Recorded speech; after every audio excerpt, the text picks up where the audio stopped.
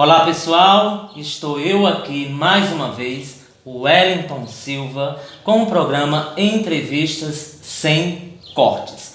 E dessa vez com uma pessoa especialíssima para todos nós aqui de Icó, principalmente jovens dos anos 80, que tiveram a honra e o prazer de viver o momento da sua vida ao lado dessa pessoa maravilhosa que é Lindomar Borges. Tudo bem, Lindomar? Tudo bem, Edson. Para mim que é um prazer e muito gratificante. Primeiro falar com você, né, que partilhamos muitas vezes dessas alegrias e de todo o trabalho que eu realizei aqui. E também estar com o povo do Icó, que é muito bom. Lindomar, a gente gostaria de saber como surgiu o desejo, a vontade de criar o grupo de jovens aqui na paróquia de Nossa Senhora da Expectação, nos anos 80, intitulado de Prejúcem, né? Como surgiu essa ideia, como surgiu essa vontade? Na verdade, primeiro, Edson, é a necessidade própria minha, né, de ter uma convivência com pessoas que tivessem a mesma idade ou um pouco mais, e também pela necessidade que eu via do Icó ter uma agremiação, de juntar, uma necessidade de que os jovens estivessem juntos, criando, profetizando, anunciando e vivendo uma juventude de forma mais equilibrada, de forma mais construtiva, enfim, que eles pudessem sentir-se à vontade no seu Icó e também útil, né, para a sociedade, de forma mais especial para a Igreja Católica. Conta um pouco desse tempo, dessa vivência com esses jovens, o que acontecia, como eram as reuniões, como esses jovens tinham uma vida ativa dentro da igreja. Na verdade foram momentos muito especiais, né? Nós éramos muitos, para começar, né? Nós começamos na verdade só com 16 jovens, adolescentes jovens, mas esse número foi crescendo. Nós chegamos a ter mais de 100 jovens reunidos naquele salão paroquial. Então era de minha responsabilidade organizar as reuniões, conversar com os pais, pedir autorização para que eles participassem dos grupos, né, dos acontecimentos. E nós realizávamos vários momentos, desde apresentações culturais, apresentações folclóricas, visita às comunidades, participação nas festas religiosas de nossa paróquia e tudo que a paróquia ou o município realizasse, nós estávamos presentes nas gincanas, nas festas do município, nas festas juninas, enfim, eu fazia com que aqueles jovens, além de se sentir útil, capazes de realizar alguma coisa. E assim eu ia contribuindo, de certa forma, com a formação cultural, formação social, formação religiosa de cada um desses jovens que participaram do Prejúcem. Isso é verdade. Existia uma evangelização tanto familiar como a evangelização de Lindomar com os jovens e dos jovens que eram do Prejúcem com jovens de outras comunidades. Esses jovens, você ia muito com esses jovens para os sítios vizinhos. Isso. E lá realizava encontros. Como era recebido na comunidade na época? Na verdade, eu sempre tinha uma preocupação de antes levá-los para alguma comunidade, eu ia antes, né? Antes para ver a situação, para conhecer a realidade, para organizar alguma casa onde eles pudessem ficar, para que eu tivesse a certeza que eles estivessem bem, né? Que fossem bem alimentados e bem acolhidos. E preparava aquelas comunidades para recebê-los. Tanto nas comunidades como também em outras cidades, né? Porque a gente não saía só em outras comunidades. Então, Missão Velha, Lavra da Mangabeira, Iguatu, Cedro, Oroz, enfim, Limoeiro do Norte, foram várias cidades que eu os levei para a missão, às vezes para trabalho de esporte, enfim, como eu disse, envolvia eles em várias atividades. Mas principalmente nas comunidades. As comunidades tinham um carinho muito especial por eles e eles ficavam admirados porque eles me obedeciam, né? Me obedeciam, se eu mandasse dormir, ia todo mundo dormir, né? Na hora de almoçar, todo mundo almoçava. Ou seja, até os pais, né, diziam que eles me obedeciam mais a mim do que mesmo a eles. E tinha essa admiração. Então, por conta disso, da organização, da obediência e do cuidado que a gente tinha com eles, então o acolhimento, do mesmo jeito que eles me acolhiam, acolhiam também os jovens que estavam comigo. Você acha que eles obedeciam porque tinham medo de você ou eles obedeciam porque tinham amor a você? Rapaz, eu acho que existiam as duas coisas, mas se eu for colocar na balança, era mais amor, era mais carinho, era mais respeito, era mais cuidado, porque eles tinham cuidado comigo. Tanto quando algum me via chateado, eles se preocupavam comigo, né? Então também existia isso. Algum momento seria sim o medo, porque eu realmente falava com autoridade. Mas sua autoridade não valia. Eu não ia conseguir segurá-los, nem fazer ficar tanto tempo comigo e acreditar em mim, se não fosse por amor. Eu sou prova viva disso, que eu participei do Pré-Jussem também durante muito tempo. E existia isso sim, essa obediência a Lindomar. Como ele falava, alguns tinham medo, outros obedeciam por amor e por respeito. Lindomar, a juventude de hoje, como você observa, comparando com a juventude da nossa época, da época do Pré-Jussem, como é que você observa os grupos de jovens existentes hoje, comparando com o grupo de jovem Pré-Jussem há 20 anos atrás, 15 anos atrás? Primeiro eu quero agradecer a Deus, primeiramente, por existir ainda grupo de jovens, né? Porque pelo menos nós ainda temos jovens que se preocupam com essa caminhada. Mas não tem como a gente não fazer a diferença. Quando eu encontro os jovens daqui, quer dizer, que eram jovens naquela época, hoje são casados, são pais de família, e graças a Deus a maioria são cidadãos de bem, muitos até engajados na igreja, na paróquia, eles sempre comigo fazem essa comparação, né? Como era bom naquela época, os jovens se envolviam mais, participavam mais. Só que, para a gente fazer essa comparação, a gente tem que ver o que mudou, né? Hoje, naquela época, nós não tínhamos redes sociais. Hoje nós temos. Naquela época, nós não sabíamos o que era droga. Era um bicho de 7 cabeças. Se aparecesse droga, armaria, né? Era uma coisa que ninguém tinha acesso. Então, é mais uma diferença. Então, o avanço da tecnologia, o avanço de redes sociais, o avanço da violência. Então, tudo isso hoje, se a gente for colocar numa balança, a diferença está aí. Então, os jovens tinham uma preocupação maior com a família, uma preocupação maior de se encontrar, de brincar, de paquerar. Hoje as preocupações são outras. Então, infelizmente, é uma diferença muito grande. Naquela época, o jovem nos escutava, nos respeitava, tinha uma compreensão diferente do mundo que é de hoje. E hoje, com o mundo um pouco mais globalizado, a igreja, a sociedade tem mais dificuldade de alcançar esses jovens. Então, acho que a diferença está aí, né? Um mundo que se encarnou na vida deles, um mundo de tecnologia, um mundo de mudança, um mundo de vaidades, que nós não tínhamos tanto naquela época, tanto fazia, vestir um tênis da moda ou não, vestir uma roupa da moda ou não, não tinha muita preocupação com os jovens. Então, hoje a preocupação é outra. Mas mesmo assim, a gente louva a Deus por isso, que pelo menos tem alguns jovens que ainda têm essa preocupação de se encontrar, de se reunir, de louvar a Deus e fazer alguma coisa pela comunidade, né, pela sociedade. Você teve uma longa caminhada na igreja, mas também teve uma curta caminhada na política. Foi candidato a vereador e foi secretário de Cultura do município de Icó. Eu gostaria que você falasse dessa experiência. O homem político Lindomar, o homem secretário de Cultura aqui na cidade de Icó. Como foi essa experiência? Eu quero só fazer uma correção. Eu não fui secretário de Cultura, fui diretor de Cultura. Na época, o prefeito Dr. Quilom, né, nós não tínhamos secretaria de Cultura, mas tínhamos secretária de Educação, que no caso é Heleneuda. Heleneuda, primeiro, eu quero falar assim dela, porque foi uma parceira. Nossa, a gente até conversava agora esses dias, e sempre quando a gente se encontra, a gente relembra desse trabalho, né, que foi um trabalho excelente que nós fizemos em parceria. Tanto que antes de nós começarmos esse trabalho, nós fizemos algo que todo político tem que fazer, todo secretário acho que tem que fazer. Visitar as comunidades, conhecer as suas necessidades para ir começar um trabalho em cima disso.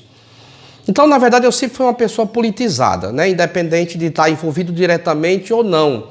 Porque toda pessoa que se preocupa com o ser humano, que se preocupa com o social, ele é um ser político.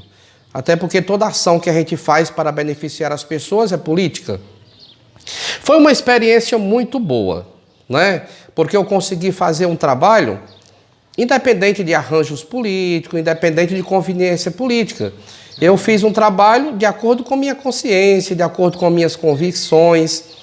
Nós, quando eu digo nós, o grupo nosso, né, da Secretaria de Educação, a equipe de cultura, nós tínhamos liberdade, né, para fazer um trabalho sem pressão política, sem exigências políticas.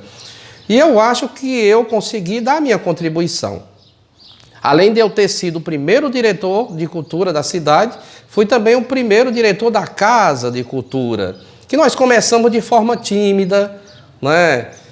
Mas conseguimos fazer um trabalho, que eu acho que o trabalho de hoje, o resultado de hoje, é o resultado de um trabalho que se começou naquela época, né? Com o nosso trabalho, que como não era uma secretaria, era apenas um departamento, então nós não conseguimos fazer aquilo que a gente pensava, aquilo que a gente imaginava, aqueles nossos projetos todos que nós dependíamos de uma secretaria. Mas assim, foi uma experiência singular, foi uma experiência boa. Eu acho que, como eu já disse, eu dei tudo de mim, né, nos 4 anos que nós ficamos à frente. Nós, dentro do nosso departamento, conseguimos criar aquele festival de cultura, conseguimos alavancar nos distritos alguns trabalhos também relacionados à cultura. Enfim, tudo que era cobrado da gente, tudo se pedia, e a mais também a gente fazia. Eu tinha um envolvimento de muito respeito, de muito cuidado com todos os políticos, com todas as lideranças da cidade, até por conta do trabalho que eu já fazia nas comunidades e o trabalho também que eu fazia da igreja, com muito respeito, com muito cuidado. Enfim, o resultado da minha contribuição, que as pessoas reconheçam ou não, está no trabalho que é feito hoje, né? Com pessoas que já trabalhavam comigo naquela época, com os jovens que estão ativos na cultura, na sociedade hoje, que por sinal eu aproveito, já que nós estamos falando disso também, eu deixo um abraço forte para todos aqueles que alimentam, né, a cultura, que faz essa ligação de tradição, fé, cultura, que no ICO é muito misturado isso, e que realmente continue, né? Parabéns a você e para ao seu grupo, outros grupos existentes aqui, que fomenta, independente também da vida política da cidade, fomenta a cultura, que ICO é um berço natural, né, disso. Isso. E o Teatro da Ribeira dos Icós, como ele funcionava nessa época? Eu pergunto o Teatro da Ribeira dos Icós porque o Teatro da Ribeira dos Icós é o cartão de visita da cidade de Icó. Depois vem a Igreja do Senhor do Bonfim, que também é outro cartão postal. Como funcionava o Teatro da Ribeira dos Icós? Eu poderia até falar de antes disso, porque antes de participar de qualquer coisa relacionada à cultura, nós já fazíamos cultura, né? Porque eu tenho 51 anos e participo da vida da comunidade, da sociedade desde os meus 14. E lembro aqui, quando as filhas da Caridade moravam aqui, que agradeço bastante, que elas também contribuíram muito com a formação minha e de tantas pessoas aqui de Icó. E nós, né, porque elas ajudaram a fomentar tipo o Grupo Vassoura, e nós da PJMP, do Momaico, do Momávico, nós fazíamos com outros artistas da terra, fazíamos essa movimentação no teatro. Mas nunca, infelizmente, tivemos assim o cuidado devido que esse teatro deveria ter. Quando nós assumimos o Departamento de Cultura, então nós começamos a dar um pouco mais de atenção, trazer mais atividades, fazer com que ele fosse usado o suficiente. É claro que nós não conseguimos abranger, como eu já te disse também, não tinha força necessária para isso. Mas funcionava de forma tímida, né? Isso é verdade, eu não posso negar isso. Mas a gente tentava, sim, fazer um trabalho e fazer com que os grupos de teatro, os grupos de dança, as escolas, vissem o teatro como um instrumento de arte, um instrumento de cultura, e que é de todo o povo de Icó. Não é, por exemplo, de um grupo político que esteja no momento, mas sim das pessoas. Então a gente fazia um trabalho assim democrático, sem distinção de pessoas, como era do Departamento de Cultura isso, então a gente coordenava, a gente estava sempre atento a isso, para que as pessoas estivessem sempre usando e com essa consciência que o teatro é de todo o povo icoense. E como vereador, que você foi candidato, você tirou quantos votos ainda? Rapaz, eu não lembro com exatidão, mas acredito que assim uns 130, 140, eu não sei assim com exatidão, há um pouco de tempo. E assim, eu nunca tive o desejo de guardar essas lembranças, essas lembranças de números, essas coisas, porque o mais importante para mim não eram números. É um trabalho que eu gostaria de ter feito na época, que a minha bandeira era essa, era cultura, educação, era tudo ligado à juventude, né? Para, na verdade, dar continuidade com mais firmeza, mais forte, com a presença do Estado, né? No trabalho que eu queria dar continuidade. Mas foi por aí mesmo. Eu pergunto isso, essa questão de quantidade de votos, porque é uma pessoa que viveu de servir a comunidade, né? De servir não só a comunidade de Icó, como as comunidades vizinhas, os sítios que pertencem ao município de Icó. E uma pessoa que sempre se preocupou com o outro, em ajudar o outro. Foi candidato a vereador, não conseguiu a cadeira, né? Estou falando isso porque nós estamos num ano de política e a gente tem que estudar o histórico das pessoas que a gente vai colocar na Câmara Municipal, certo? De vereadores. Tem que ficar atento a isso. Será que você vai estar escolhendo uma pessoa que é preocupada com a cidade de Icó? Ou você vai estar escolhendo uma pessoa que vai chegar lá porque vai comprar seu voto por uma promessa ou por uma troca? Fiquem atentos. Lindomar, a gente sentiu muito com a sua partida, né? Você teve que deixar o grupo Pré-Jussem, ou se desfez quando você partiu. Como foi para você ter que deixar a cidade de Icó e morar em Brasília, e lá vive muito bem, graças a Deus. Ao chegar em Brasília, você retomou a sua vida religiosa. Conta aí como foi isso para você. Na verdade, quando eu fui para Brasília, eu tinha ido só fazer uma experiência paroquial lá, né? Era junto com um padre, que tinha até uma freira aqui, a irmã Raimunda, tinha um irmão padre lá, e eu fui fazer essa experiência paroquial. Eu ia passar, no máximo, 6 meses. E até voltei, né? A festa do Senhor do Bom, porque eu fui em abril, no mês de abril, há 22 anos atrás, abril de 98. Mas eu gostei tanto de Brasília, me adaptei tanto, que resolvi, de novo, ver se era isso que eu queria. Será que realmente meu destino está em Brasília? E voltei. E estou lá há 22 anos. Então lá eu trabalho com recursos humanos, trabalho com gente, com pessoas, com contratações, treinamentos, numa rede de confecção e calçados, contando 96 lojas, que por sinal o dono da empresa é aqui da cidade, né, que é o Juraci Pessoa de Carvalho. Então lá eu faço uma contrapartida, né, de trabalho e igreja. De segunda a sexta eu tenho um trabalho que me exige muito, né, porque a gente, além de fazer esse trabalho dentro do setor de recursos humanos, nós visitamos lojas. Eu passo às vezes até de semana viajando, porque o grupo nosso, que é o Grupo Tesoura de Ouro, ele se estende por uma grande parte, pelo DF inteiro e por uma boa parte do Goiás. Então isso já consome uma boa parte da minha vida. E a outra é a parte da igreja. Todo mundo sabe disso, que como era aqui, a igreja para mim era minha vida, né? Nos grupos, seja Pré-Jusso ou outros que eu participava. E lá talvez seja até maior. Lá eu tenho uma função numa paróquia, numa das paróquias mais antigas do Distrito Federal, a paróquia São José, que vai fazer agora 60 anos a paróquia, juntamente com Brasília também, 60 anos, juntamente com a arquidiocese. E eu tenho a responsabilidade de ser coordenador paroquial de pastoral. Eles até falam brincando que eu sou a segunda pessoa do padre.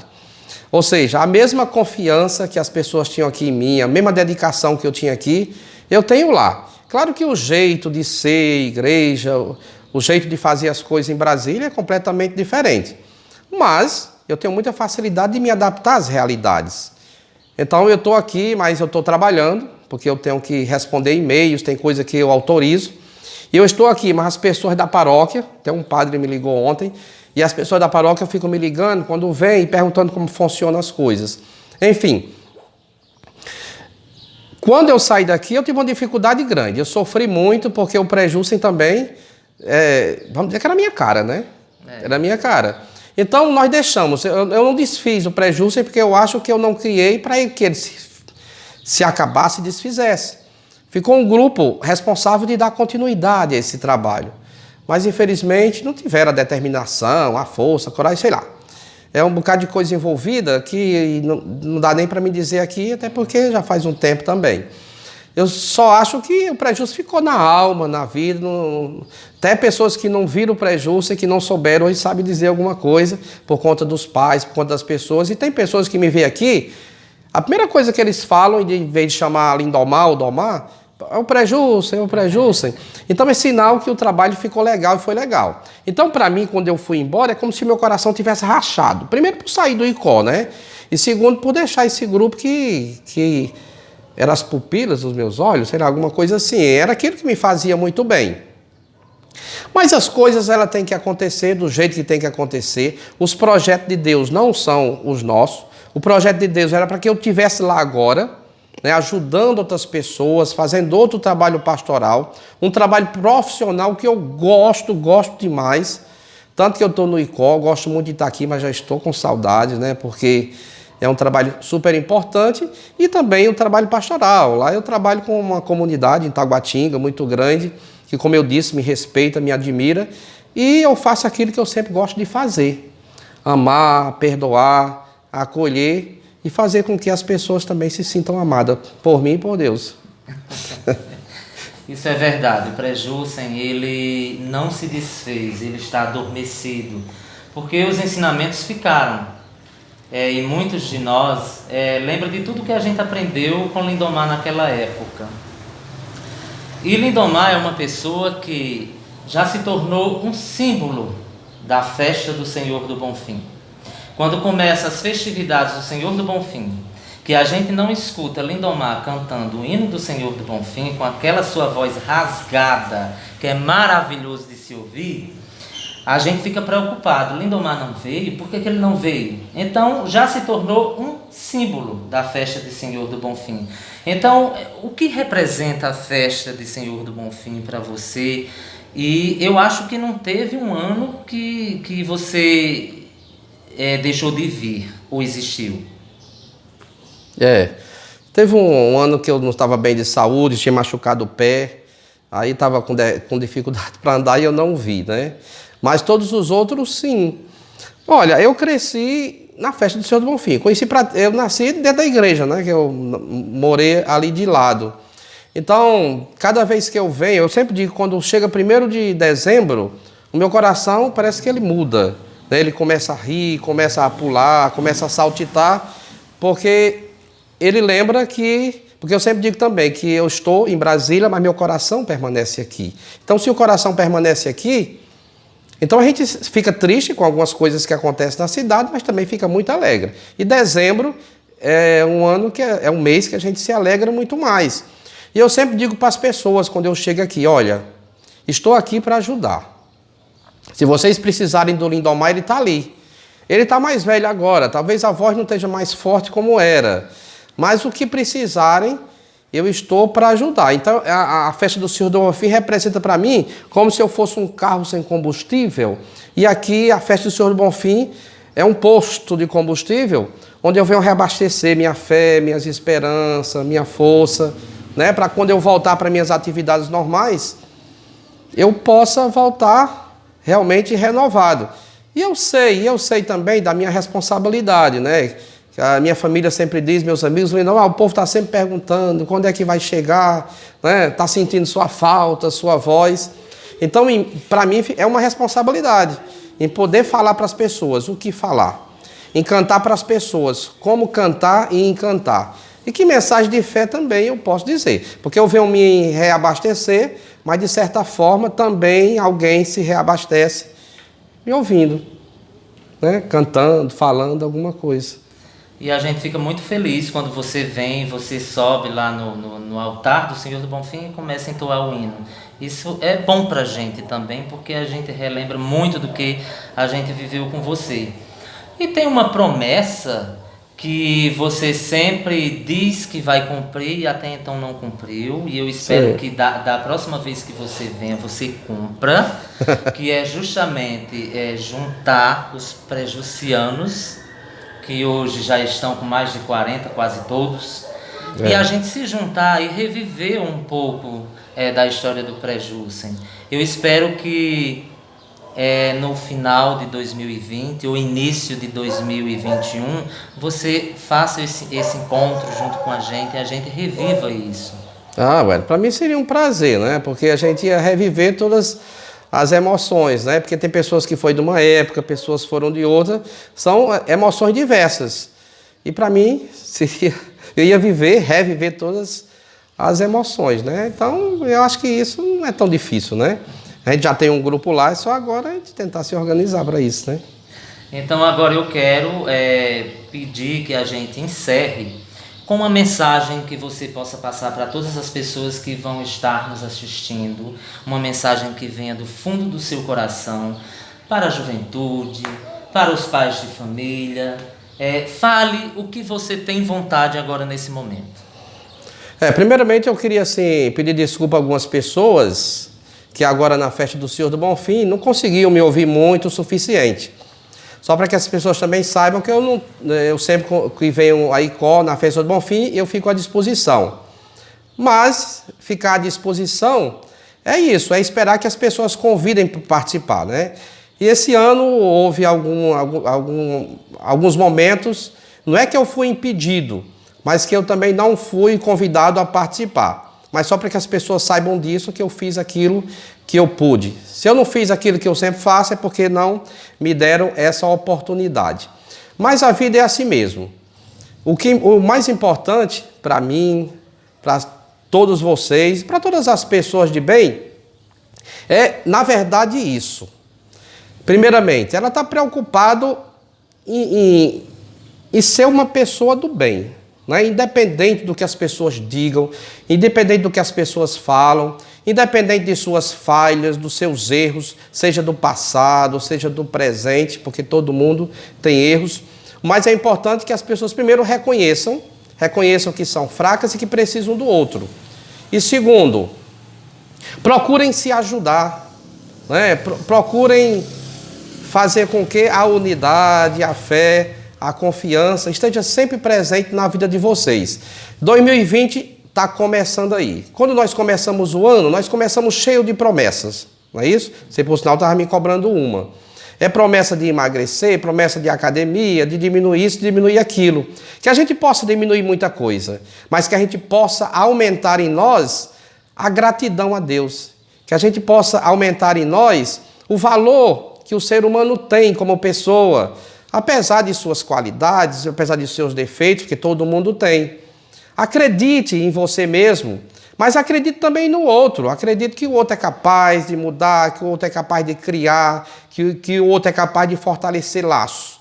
Então que 2020, que seja diferente para todos nós. Que cada um faça de sua vida instrumento de amor, instrumento de fraternidade, instrumento de partilha. E que Senhor do Bonfim e Nossa Senhora da Expectação abençoe 2020, abençoe nossa cidade e abençoe todas as pessoas de bem do nosso querido município de Icó. E eu agradeço demais a você por conceder essa conversa, que foi muito boa. E vamos encerrar cantando o hino do Prejusem. É tão lindo, o Prejusem de Icó é tão lindo. Você vai se amarrar porque eu adoro, é claro, você também vai gostar.